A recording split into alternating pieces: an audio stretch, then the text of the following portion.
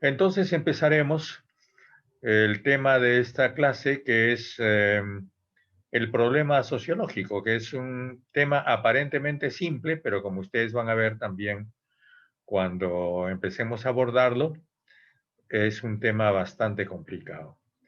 Y me voy a permitir, con el permiso de ustedes, compartir pantalla.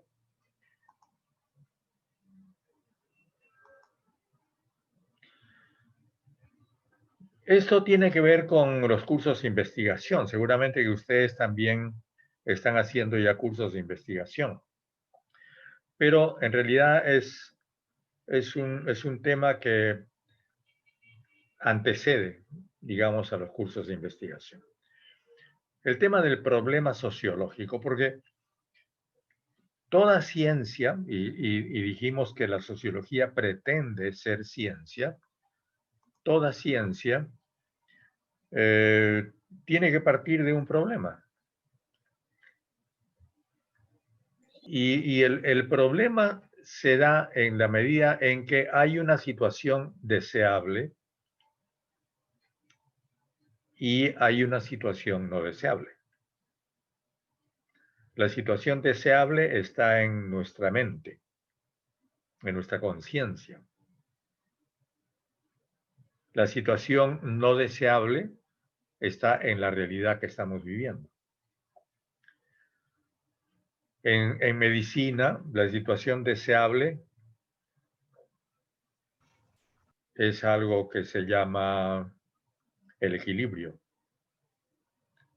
es decir, una situación de salud en la que todo tu cuerpo puede, al mismo tiempo que aprehender los insumos que necesitas para vivir en el medio ambiente, y a la vez puede estar en capacidad de expeler, ¿no?, los desechos que no necesitas, porque en realidad cada uno de nosotros es una especie de tubo transmisor, ¿no?, de lo que adquieres en la realidad que te rodea y luego lo que das también a la realidad que te rodea.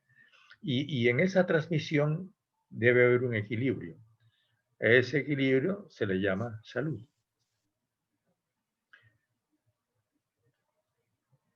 Y cada cultura tiene una concepción de lo que es salud.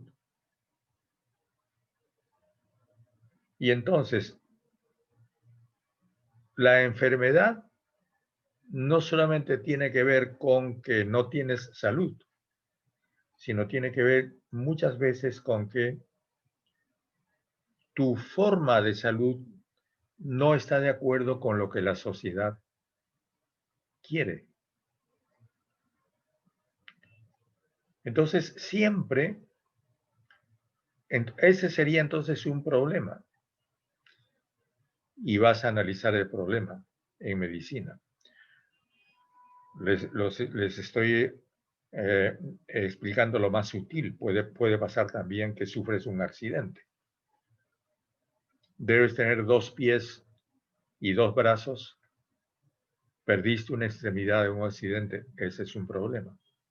Entonces la medicina tratará de, primero, parar la hemorragia y después te pondrá una prótesis para que seas como los demás, para que tengas las mismas condiciones que el estándar que la sociedad quiere, ¿no es cierto? Eso es más o menos el problema. Y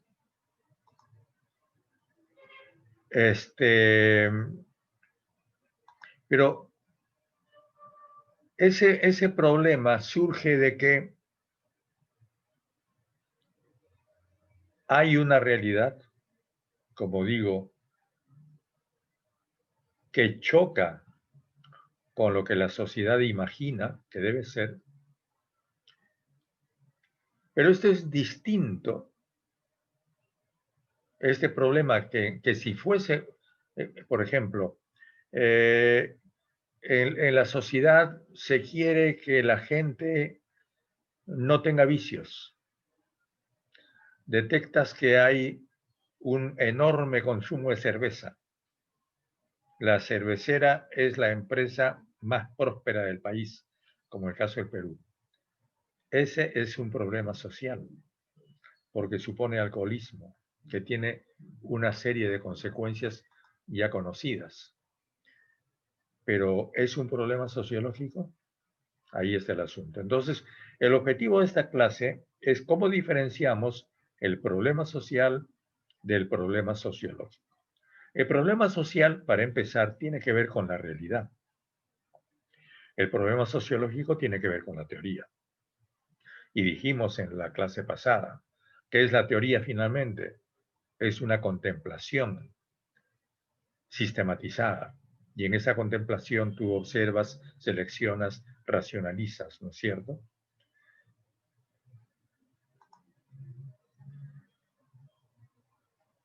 Entonces, para empezar, digamos que el problema sociológico no es un problema social.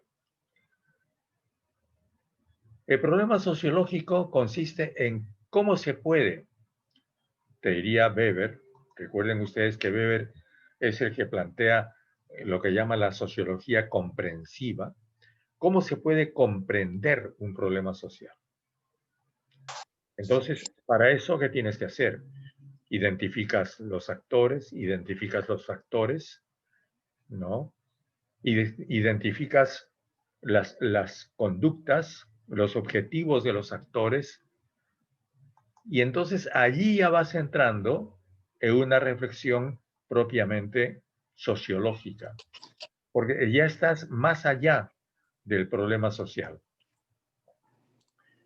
Y hay una secuencia que siempre se usa en las actividades de investigación. Formulas el problema, haces la pregunta, luego formulas las hipótesis, viene la verificación de las hipótesis, y aquí empiezan las dificultades. ¿Puedes generalizar las conclusiones o no puedes generalizar? Porque la generalización es la que te produce la teoría. Y como dijimos en la clase pasada, la teoría es la que te permite diagnosticar y predecir. Por eso hablamos también en ciencias sociales de lo que llamas marco teórico, que es una especie de lupa, de lente teórico, a partir del cual examinas la realidad que estás investigando. Toda esta secuencia del problema, la pregunta, la hipótesis, la verificación, la generalización, la teoría y la predictibilidad es la que nos permite investigar. Pero una vez más, aquí estamos en el problema sociológico, ¿no es cierto?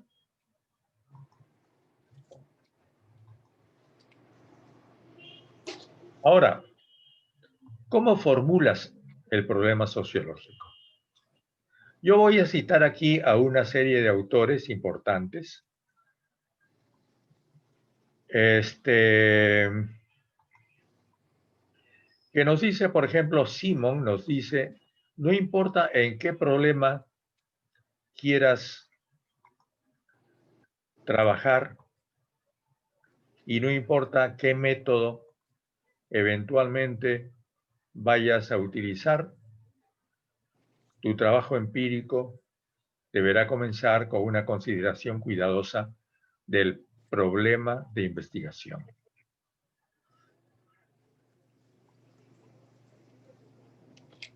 Una investigación científica nace de un problema, se desarrolla como un problema. Y ojo, no vas a encontrar una solución. La solución va a ser un nuevo problema. En otras palabras, en la investigación transitas de un problema a otro problema. Por eso es que dice Mancuso, que la investigación científica es un problema permanente. Nace de un problema, se desarrolla como un problema problematizas ese problema y llegas a una solución que es un nuevo problema. Y entonces lo que entiendes por la conclusión de la investigación es la transitoria resolución del problema planteado al inicio de la investigación. La transitoria resolución del problema planteado al inicio de la investigación. Eso supone que entonces que dejas la investigación siempre abierta. Nunca llegas a una solución definitiva. Siempre puedes plantearte lo que se llama la falsación. Es decir, siempre tienes que someter, ¿no?, al test de la realidad la conclusión a la que has llegado. Eso significa, según el mismo Mancuso, que el problema no debe ser tan absoluto que no sea solucionable. Porque si entras ya en una situación absoluta, simplemente no hay problema. Por ejemplo, dependo del aire para respirar. No puedes plantearte en ningún momento cómo podrías vivir sin respirar. Eso simplemente no puede ser un problema. Ahora, el problema no debe ser tan extenso que sea inabarcable. Siempre en el proceso de la investigación vas a tener que limitar tu universo, lo que se llama el universo de la investigación. Y por supuesto eso significa que ese universo debe ser abarcable por el investigador. Ejemplo, algunos ejemplos interesantes que plantea este mismo autor. Por ejemplo, llego a mi casa, busco mis bolsillos, no encuentro la llave. ¿Ese es un problema? Será un problema para ti, pero no es un problema científico, no es un problema sociológico. ¿Por qué? ¿Por qué? Porque es tu problema. Si a una hora determinada 100 personas llegan a sus casas y no encuentran la llave, ahí sí sería un problema, porque está abarcando a más gente. Y entonces te interrogarías por qué es que las personas en esa ciudad llegan a su departamento o a su casa y no encuentran la llave para abrir la puerta, ¿no es cierto? Entonces, para que hables de un problema científico, ese problema debe tener consecuencias para una colectividad. Otro ejemplo. Estoy caminando por mi barrio y súbitamente en el parque veo un cadáver. Alguien murió. ¿Ese es un problema científico? Es un problema policial. ¿Por qué no es un problema científico? Una vez más, no tiene consecuencias para todos. Tendrá consecuencias para la familia de la persona que ha muerto que tú no conoces, o para ti, en la medida en que quizá pueda ser un pariente tuyo o un vecino, pero por supuesto no tiene la calidad colectiva como para merecer ser un problema científico. El otro asunto, ¿qué es la luz eléctrica? ¿Qué es la electricidad?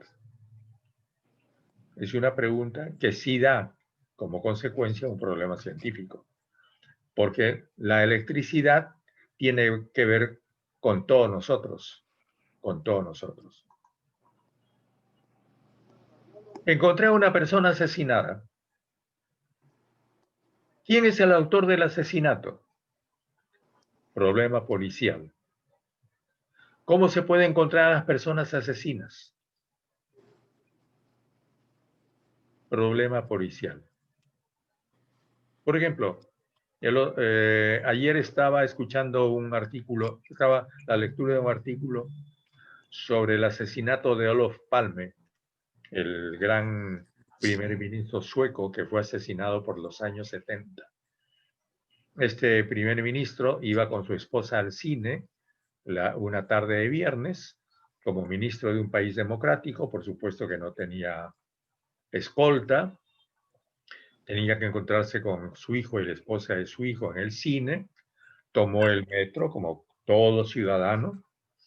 En esa época en Suecia no hacían como este país que tenemos, donde cada burócrata va precedido por motocicletas, ¿no? Y va en un auto de lunas polarizadas, ¿no es cierto? En que no ves nadie y a 100 kilómetros por hora abriéndose paso, no. Este señor, que era el primer mandatario de un país importantísimo como Suecia, tomó el metro con su esposa, caminó una cuadra, compró su boleto en la taquilla como cualquier ciudadano y entró al cine. Salió del cine, volvió con su esposa, luego de despedirse de su hijo y de su nuera, a tomar el metro para regresar a su casa. Sale de la oscuridad un tipo y lo mata. Nunca se pudo descubrir, nunca se supo realmente quién lo mató ni por qué, hasta hoy día. Y hace poco tiempo, creo que el año pasado, ya la policía sueca archivó el famoso caso de Olof Palme. Por supuesto que estaba muy claro quiénes eran los enemigos de Palme. Palme era un hombre totalmente enemigo de Pinochet, que había denunciado a Pinochet como criminal de guerra, y era enemigo de los racistas sudafricanos. Entonces se puede presumir que fueron los racistas sudafricanos o la policía secreta de Pinochet aquella que encomendó a esa persona que se encargó de averiguar las costumbres de ese señor, y un viernes en la noche lo mató estando indefenso. Bueno, todo eso que les estoy narrando es un problema policial y un problema político. Pero si yo pregunto, ¿por qué es que en Suecia, por qué es que en la Suecia de 1970, los primeros ministros, los parlamentarios, las autoridades gubernamentales ni tenían escolta, ni siquiera auto particular, y circulaban o en bicicleta o en los trenes públicos? Ahí ya estás entrando a otro problema, que es un problema más político. O si te encuentras en un país en el que empieza a crecer la tasa de asesinatos y te preguntas qué lleva a las personas a matarse unas a otras, ya estás entonces entrando en un problema sociológico.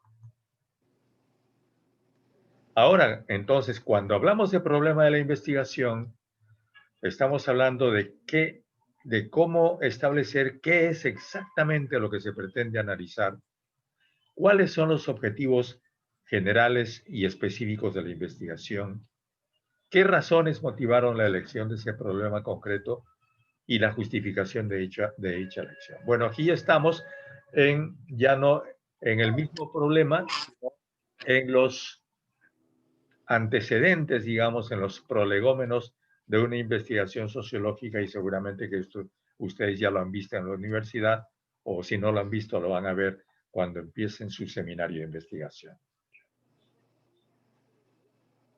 Entonces, dice Pardinas, que es otro autor que les estoy citando, que cualquier hecho o acción social puede convertirse en un problema de investigación a partir de la pregunta que hagas. Es la pregunta, esa que surge de la observación de un área de fenómenos, aquella que va a determinarte si es un problema sociológico o no. Entonces, en la segunda parte de esta exposición entremos a algo que es muy importante, que yo he notado siempre en mi experiencia como profesor en San Marcos, que los chicos tienen dificultades en encontrar. Entonces, ¿cómo establecer la primera pregunta para una investigación sociológica? Y esto es sumamente importante. Hemos visto ya qué es exactamente lo que se pretende analizar, cuáles son los objetivos generales y específicos, bueno, qué razones motivaron, ya eso lo hemos visto.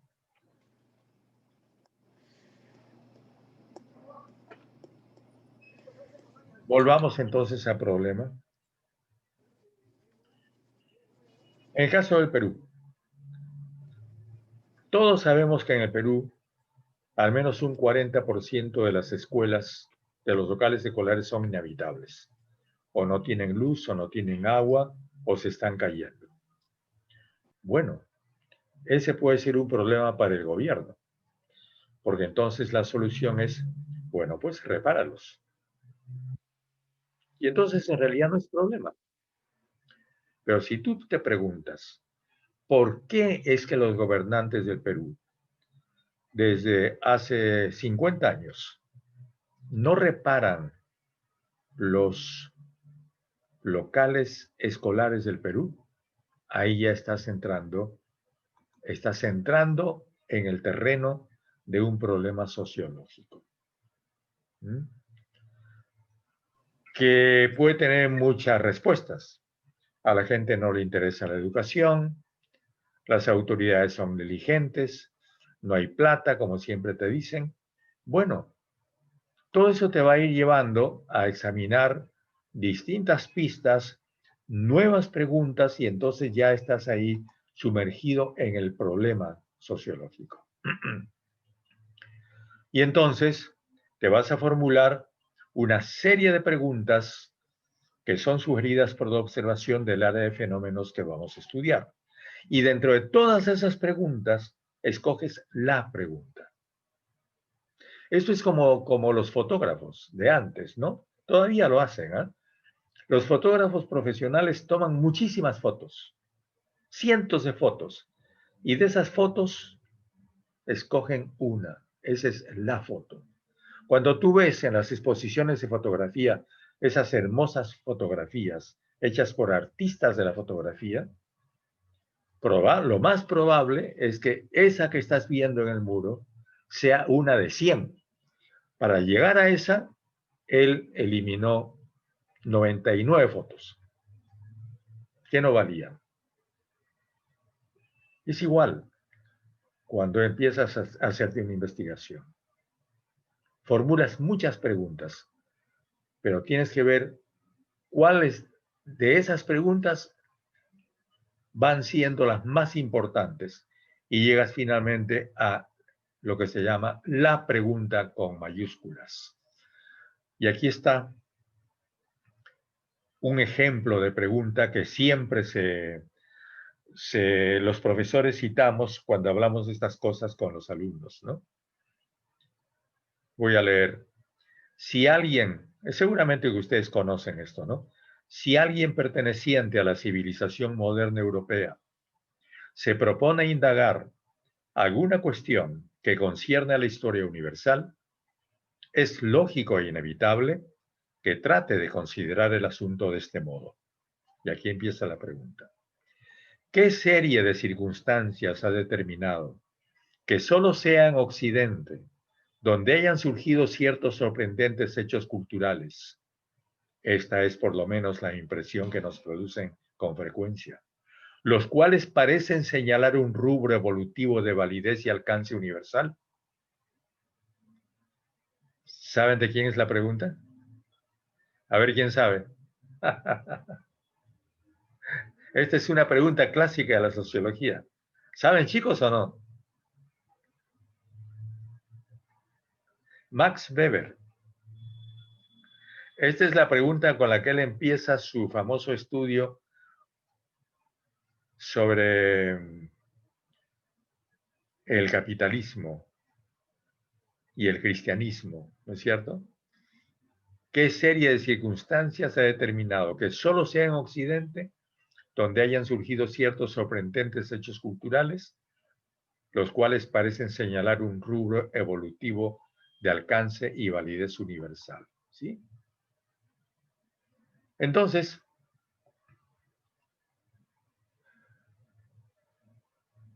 y esta es otra pregunta. Hay dos clases de causas extrasociales a las que se puede atribuir a priori una influencia sobre la cifra de suicidios. Son las disposiciones orgánico-psicológicas y la naturaleza del medio físico. pudiera ocurrir que en la constitución individual, o por lo menos en la constitución de una clase importante de individuos, existiera una tendencia de intensidad variable según las razas, que arrastrase directamente al hombre al suicidio. Fíjense cómo él va interrogándose a la vez que va preguntando, ¿no? Por otra parte, el clima, la temperatura, etcétera, pueden, por la manera con que obran sobre el organismo, tener los mismos efectos. La hipótesis, en todo caso, no debe ser rechazada sin discutirla. Vamos pues a examinar sucesivamente estos dos órdenes de factores y a investigar si tienen en efecto una parte en el fenómeno que estudiamos y cuál es esa parte. Esa es la parte introductoria al famoso texto El suicidio. Otra pregunta de Henri Bergson. Henri Bergson no es un sociólogo, por si acaso. Bueno, también es muy citado en la sociología, pero él sobre todo es un filósofo. ¿Pueden los seres vivientes ser adaptados al sistema de la ciencia? Esa es una gran pregunta. Él compara el sistema de la ciencia con la vida. ¿Por qué es que esto preguntaba Bergson? Porque Bergson sostenía que nunca puedes aprehender la realidad totalmente, porque la realidad siempre cambia. Entonces él tuvo toda una técnica que pretendía tomar cuenta de la realidad cambiante, ¿no? Eso es lo que caracteriza la filosofía de Bergson. También Felipe Pardinas nos habla entonces cómo puedes hacer o cómo puedes tener determinados criterios para la calificación de un problema. Relevancia científica, relevancia humana, relevancia contemporánea. Relevancia científica. ¿Qué nuevos conocimientos puede aportar? Porque, compadre, si vas a estudiar algo que ya se estudió, no vale que pierdas el tiempo, ni que hagas perder el tiempo a tus lectores. Siempre detrás de una pregunta y de un problema que planteas es que ese problema no ha sido planteado antes. O si ha sido planteado, no se ha encontrado la solución. Y por tanto, tú vas a formular preguntas que son nuevas, de alguna manera. Relevancia humana, si vale la pena o no. ¿Qué significado puede tener para la comunidad o para el mundo? Relevancia contemporánea, la actualidad del tema. ¿No es cierto? Por ejemplo, ahora, en este momento, cientos de investigadores en el mundo deben estar tratando sobre las pandemias. Y hay algo que también es muy interesante y muy simpático que dice Felipe Pardinas. La serendipia. La serendipia. Eso es algo que ustedes tienen que aprender. En sociología, tanto como en muchas prácticas de políticas públicas, te vas encontrando con sorpresas. Y puede que tú programes una investigación para encontrar algo y te encuentras otra cosa. Eso casi siempre pasa. Y valiosa. Entonces, la serendipia es cuando tú encuentras algo que no lo programaste. Entras a una región no conocida en la que tú no pensabas entrar. Y eso siempre te va a pasar. Vas a buscar una cosa y te encuentras otra, pero igualmente interesante. Entonces tienes que estar predispuesto y nunca vayas a decir, no, yo no estoy trabajando esto y lo descarto. No, dale atención, siempre. Bueno, y aquí ya entramos en algo más operativo. No sé si vale la pena que nos detengamos en esto. En los términos del problema, lo que se llama la empiricidad, es decir, que siempre lo que encuentres debe ser verificable por la experiencia. La fidedignidad no debe ser confundido con otro fenómeno. La validez, que designe exactamente el fenómeno que se está estudiando. tienes que siempre validar las cosas. Y bueno, ya sobre esto creo que hemos hablado, sobre el tema de la pregunta, la calificación de un problema también, la serendipia, en fin. Aquí nos quedamos porque yo creo que no vale la pena que nos metamos más allá en la medida en que ya no necesito ni quiero hacer, y además ustedes de todos modos, si no lo están haciendo, lo van a hacer ya su seminario de investigación. Simplemente era interesante porque ustedes plantearon el tema del problema sociológico y más o menos lo hemos abordado. Muy bien, entonces yo aquí termino, dejo de compartir la pantalla y estamos ya, ahora sí.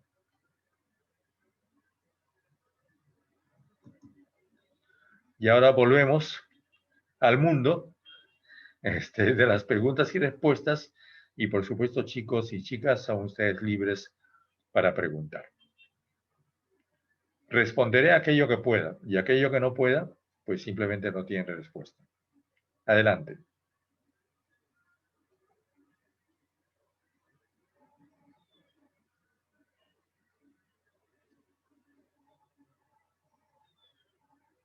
Nadie pregunta.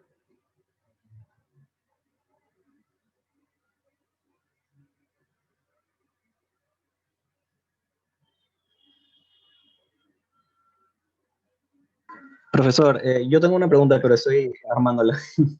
Hola, ¿qué tal? Adelante. Todavía la estoy elaborando, dame un segundo. Ya. Te esperamos entonces, no hay problema.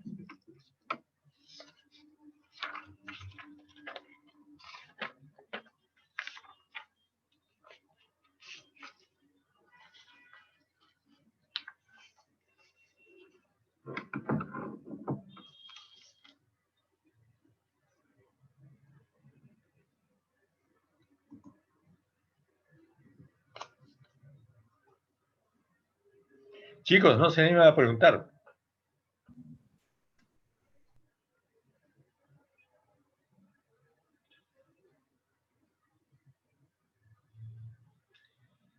Entonces vamos a darle la palabra a Percy, que anda preparando su pregunta por ahí.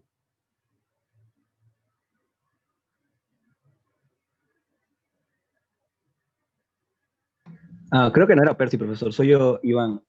Iván. Bueno, Iván. sí, lo que pasa es que yo había escrito también en algún momento que era para mí un problema sociológico y quería ver si usted está más o menos de acuerdo con esto, ¿no? O qué Ya. podría criticar de ese planteamiento que hice yo.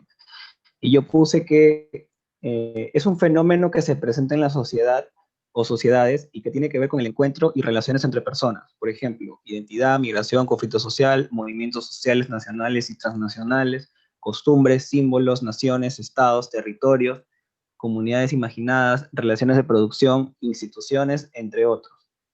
Bueno, eso fue lo que puse. Y acá puse un ejemplo. El encuentro de un migrante venezolano con la burocracia estatal del país al que migra. Esta relación persona, comunidad, institución generará diversos sentimientos y propiciará actitudes como conflicto, reproducción, dominación, reciprocidad, acercamiento, desplazamiento, rechazo, disciplinamiento, performatividad, aceptación, entre otros. Ese es un problema social, pero no es un problema sociológico. Si tú te preguntas, ¿por qué algunos migrantes venezolanos son violentos? Ya entras en un problema sociológico. En cambio, la misma presencia de la migración es un problema social, pero no necesariamente un problema sociológico. En la medida en que tú formulas la pregunta, es decir, o las preguntas, porque pueden haber muchísimas, ¿no es cierto? ¿Por qué hay migración? Ya entras en el problema sociológico. La migración en sí es el problema social. Esa es la distinción. El problema sociológico surge cuando tú investigas las causas de un problema social que has detectado. Eso es muy importante, sobre todo a la hora que hagan ustedes su tesis. Ah, profesor, entonces es la pregunta sobre esa observación que se hace de la realidad. Claro. Cuando tú te preguntas sobre eso mismo que tú estás formulando, ¿no? Ahí es que Ah, ya, recién entras en el problema sociológico. ok, ok, lo tengo Porque si súper claro no, ahora. lo que pasa es que si no te vas a quedar simplemente en la descripción de lo que haces. Y una investigación es una descripción. Recuerda que una investigación tú tratas siempre de destapar la realidad. Siempre partes del hecho de que la realidad te está ocultando algo. Eso que tú ves, detrás de eso que tú ves hay algo más que tú vas a averiguar. Esa es la idea, ¿no?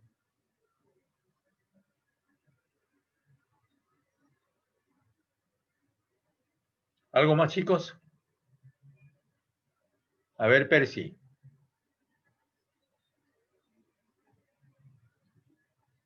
Adelante, Percy. Formula nomás tu observación.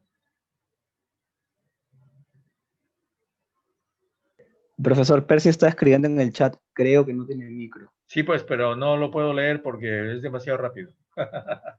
Ah, ya, yo se la leo. Dice, profesor, tengo una duda sobre la temática de la sesión, ya que en el sílabus que le envié hoy íbamos a hablar sobre Mariátegui y Cornejo. Bueno, si quieren hablamos de eso un poco. Yo había reservado más bien eso para la próxima clase. Pero si quieren empezamos un poquito hoy día. ¿Les parece? Podemos usar, porque todavía nos quedan unos 20 minutos, entonces podemos usar esos 20 minutos en empezar el tema y ya lo continuamos y lo desarrollamos en la próxima clase, ¿sí? Mariano Cornejo. Miren, Mariano Cornejo es siglo XIX, Mariátegui siglo XX,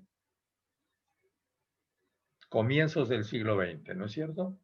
Mariano Cornejo es fines del siglo XIX. Entonces, primero ubiquémonos. ¿Qué pasaba al final del siglo XIX? En el Perú habíamos superado las consecuencias de la guerra con Chile.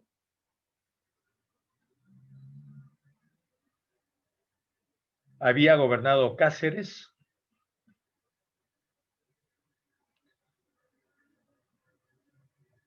Cáceres había firmado el contrato Grace, por el cual el Perú tuvo que entregarle a un señor Grace prácticamente todos los ferrocarriles a cambio de que el señor Grace, que era un millonario norteamericano, pagase la deuda del Perú con Estados Unidos o la deuda externa del Perú con Inglaterra, con Estados Unidos también. Y empiezan a penetrar las primeras inversiones extranjeras en el Perú. Y con el gobierno de Piérola, año 95, empieza lo que después Basadre llamaría la República Aristocrática, es decir, el gobierno de los hijos cultos, educados la mayor parte de ellos en Francia, de las familias ricas del Perú, que duraría hasta Leguía, hasta 1920, 1919, 1920. Entonces son prácticamente casi 30 años de gobiernos que se van sucediendo. En ese ambiente hay dos actitudes, digamos, dos corrientes. Una que es la de Joaquín Capello y Pedro Zulem, que es la de investigar qué pasaba con los indios. La guerra con Chile había producido un fenómeno tremendo. Cuando el ejército chileno sube a la cordillera, es derrotado prácticamente. ¿Quiénes lo derrotan? las comunidades indígenas movilizadas por Cáceres. Durante los 4 años de guerra andina, el Perú derrota a los chilenos en los Andes. Es derrotado en la costa, pero derrota a los chilenos en los Andes. Eso hace que la presencia andina, indígena, sea nuevamente puesta en el primer plano de la imaginación de los peruanos. Y entonces hay gente culta que empieza a interrogarse qué pasa con los indígenas. Y se forma la Asociación Pro-Indígena cuando se descubre que esos mismos indígenas que nos habían defendido eran sobreexplotados en los latifundios serranos. Y parte de ese movimiento de Pedro Zulem, que es en realidad un hombre de origen chino muy ilustrado, muy joven, ¿no? Y el otro es Joaquín Capello, que era un senador. Capello es autor de los primeros estudios de sociología en el Perú. Sociología de Lima, un libro que desgraciadamente no ha sido reeditado. Quedan muy pocos ejemplares en las bibliotecas. En la Católica hay un solo ejemplar del libro de Zulem y está en muy malas condiciones. El primer estudio sociológico en el Perú es el que hace Joaquín Capello. ¿Sobre qué? Sobre las costureras de Lima. Porque ya en esa época en Lima empezaban las primeras industrias. Y esas industrias tenían una gran cantidad de mujeres. Y había una industria de confecciones que utilizaba a las costureras. Y Capello estudia las costureras. Paralelamente, hay otro planteamiento en la sociología, que es el de Mariano Cornejo. Mariano Cornejo, mientras son dos políticos. Joaquín Capello es un político, Mariano Cornejo es otro político. Pero Mariano Cornejo es más bien un diplomático. Mientras Joaquín Capello es un representante, es un senador, Mariano Cornejo es no sé si llega a ser ministro, pero sí es un diplomático, también es representante. Mariano Cornejo es más bien conservador, mientras que Capello es, digamos, en lenguaje de hoy diríamos, Joaquín Capello era de izquierda, Mariano Cornejo era de derecha. Y Mariano Cornejo se ocupa también de la sociología y hace un excelente libro sobre sociología. Pero es un libro sobre sociología, no es un estudio sociológico. Es un compendio de sociología. Y como ustedes saben, es el que funda la primera cátedra de sociología en San Marcos. Entonces, ese es el final del siglo XIX, mientras se está produciendo toda la construcción de la república aristocrática, gobiernan las grandes familias, hay muy buenas relaciones con Francia, en fin. Mariátegui es otro momento. Sí, el fin del siglo XIX es un fin de relativa prosperidad.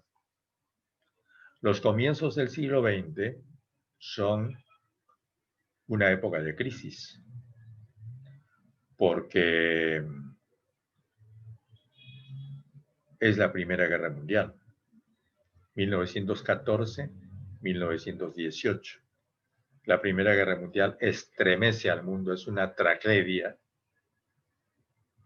tiene repercusiones en todo el mundo, tan que tiene repercusiones que como consecuencia de la Primera Guerra Mundial, en el Perú se producen las primeras grandes huelgas de 1919, en las cuales ya estaría un joven periodista llamado José Carlos Mariátegui. Entonces, sí, Mariano Cornejo es fruto de una relativa estabilidad y prosperidad, y Joaquín Capello es consecuencia de la insurgencia del fenómeno indígena en la historia del Perú de fines del siglo XIX. Mariátegui es consecuencia de la insurgencia de los personajes obreros de la clase obrera, porque ya en 1919 hay las primeras industrias textiles en el Perú. Y las primeras industrias urbanas, los transportes, los colectiveros, las panaderías, las tipografías, las fábricas de bebidas. Esos son los que hacen la huelga de 1919 por las 8 horas. Y para esa huelga, Mariátegui es un joven periodista que tiene una joven empresa periodística que publica un diario de la tarde que se llama La Razón, ¿no es cierto? Una especie de Hildebrand de la época, pero Mariátegui publicaba un diario de gran circulación además, un éxito periodístico. Entonces, y además, como ustedes saben, ¿no es cierto?, Mariátegui empezaría su ruta ideológica en 1919, Leguía, para librarse de él, lo mandaría a Europa, y retorna de Europa Mariátegui ya en 1927, 26, 27,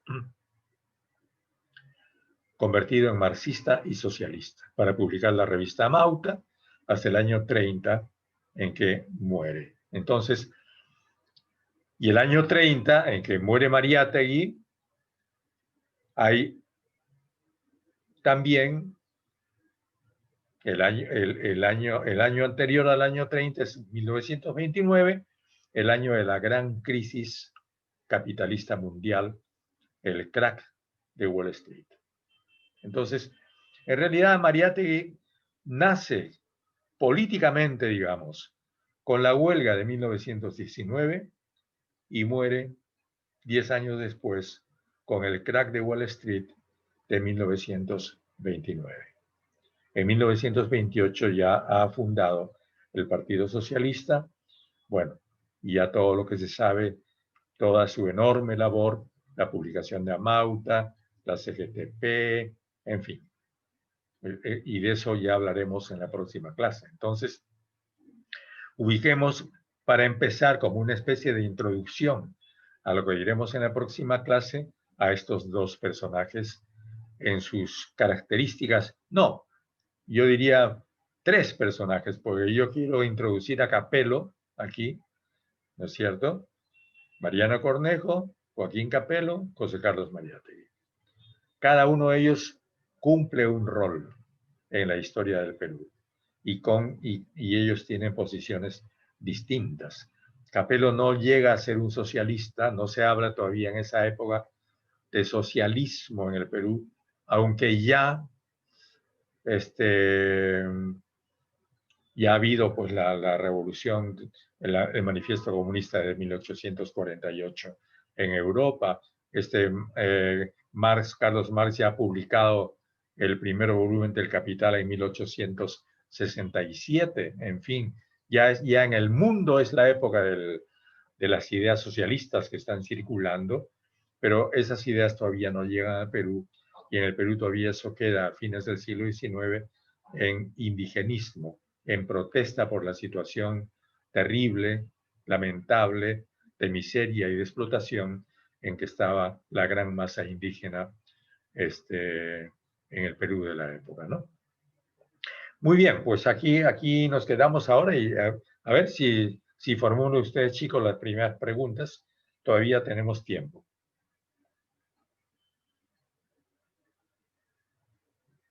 ¿Alguien quiere preguntar? Si no, reservamos todo para la próxima clase.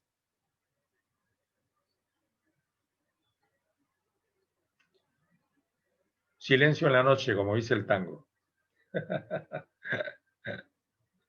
Muy bien, entonces terminamos aquí, son las 5:52. Nos vemos entonces el próximo domingo. Hola, Percy.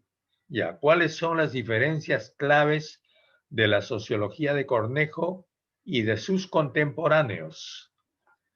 Es que Cornejo no tuvo contemporáneos, en el Perú por lo menos, ¿eh? Si vamos a los contemporáneos de Cornejo en el mundo, pues ya nos encontramos con toda la enorme evolución del pensamiento social en el mundo.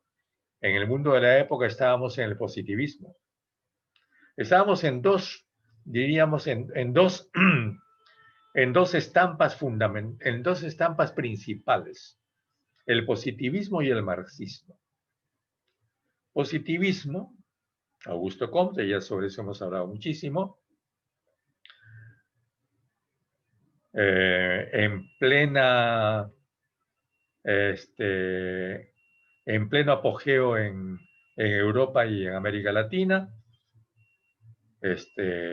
Ya hay positivistas en Chile, en el Perú, aunque en el Perú los positivistas fueron muy transitorios, pero bueno, en Chile, en Brasil, en México, gobernarían con Porfirio Díaz, como he dicho muchas veces. El positivismo es una realidad y el marxismo también. ¿Por qué? Pero Marx no pretendía ser sociólogo. Marx era filósofo. Se mete a la economía justamente a raíz de una primera gran pregunta. ¿Cuál es la primera gran pregunta de Marx? ¿Por qué el mundo capitalista se nos aparece como una montaña de mercancías? Esa es la pregunta de Marx, y por eso es que el primer capítulo del Capital, el primer tomo del Capital, empieza con el análisis de la mercancía, del fetichismo de la mercancía, ¿no es cierto?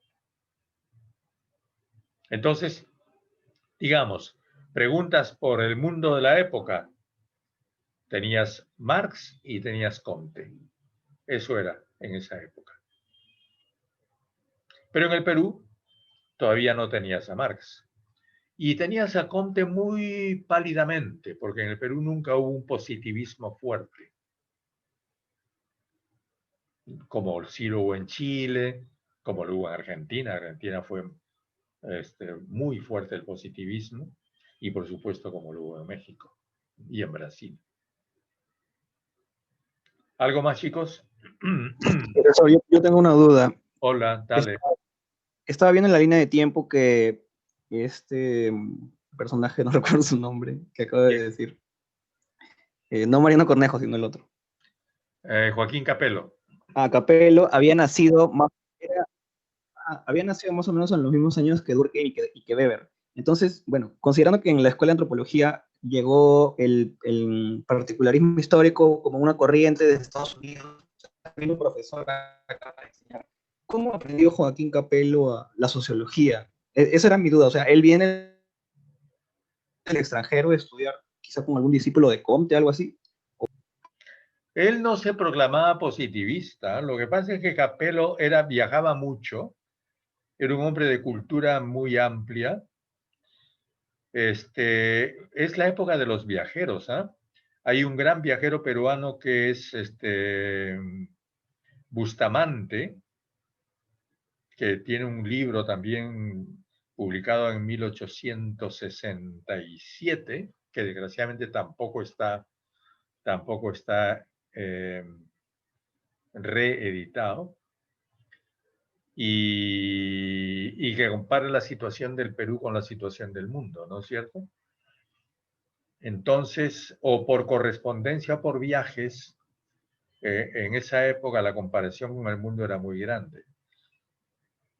Desgraciadamente sobre Capello se ha escrito poco y es un personaje, no diría que desconocido, sino que poco conocido. Sin embargo, prometo que para la próxima clase te voy a traer más información sobre Joaquín Capello, porque lo que más se conoce es lo que él hizo.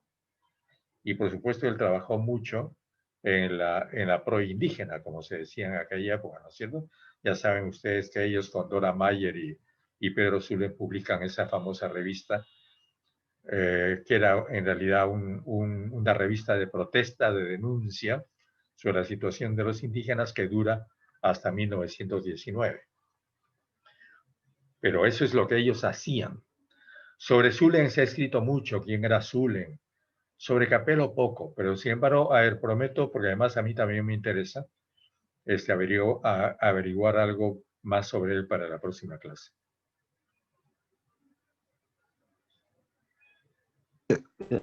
Gracias, profesor. Le preguntaba porque yo como que más o menos tengo una línea de tiempo donde voy mapeando a los sociólogos y como que por dónde viajan e influencia de dónde, qué corrientes tienen. Y pues me interesa. Claro, porque Durkheim e incluso Weber, todos están cubiertos de positivismo. En realidad, toda esa época, hasta la escuela de Frankfurt, diría yo, es una época positivista en mayor o menor medida, entendiendo por positivismo la pretensión de hacer ciencia, digamos, experimental, ¿no es cierto? Con objetivos específicos, además, que van más allá de la ciencia, que entran a la política, porque los positivistas fueron políticos todos fueron políticos, y fueron políticos a propósito, porque querían aplicar la ciencia a la política también, ¿no? Entonces, en el positivismo tiene los dos extremos, ¿no es cierto? La realidad está en un extremo, el positivista toma la realidad en forma científica, llega a sus conclusiones y quiere aplicar esas conclusiones nuevamente a la realidad, a través de modificaciones en la política, e incluso en la religión, porque no te olvides que ellos crearon una religión laica. Hubo una religión positivista. Y entonces eso es lo que más, en mayor o menor medida, Durkheim en menor medida, Weber mucho menos, pero todos ellos están cubiertos por esa gran aureola, ¿no?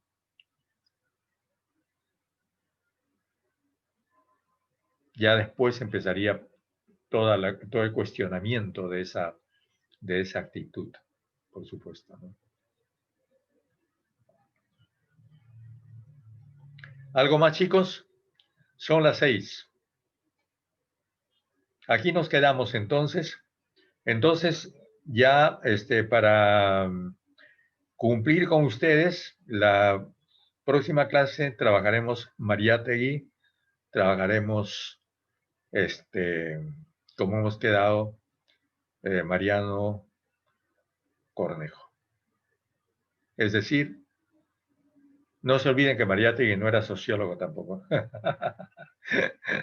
No quería ser sociólogo. Y sin embargo, los aportes de Mariátegui a la sociología fueron muy importantes. Pues aquí nos quedamos. Que les vaya muy bien. Cuídense. Que reciban muy bien el año. Que todo sea bueno. Y ojalá que tengamos un año mejor que este año tan complicado que nos ha tocado vivir el 2020. Entonces, ahí nos vemos, chicos. Hasta el próximo domingo. Gracias, profesor. Feliz año nuevo. Gracias. Feliz año nuevo para ustedes también. Feliz año nuevo para ustedes. Adiós.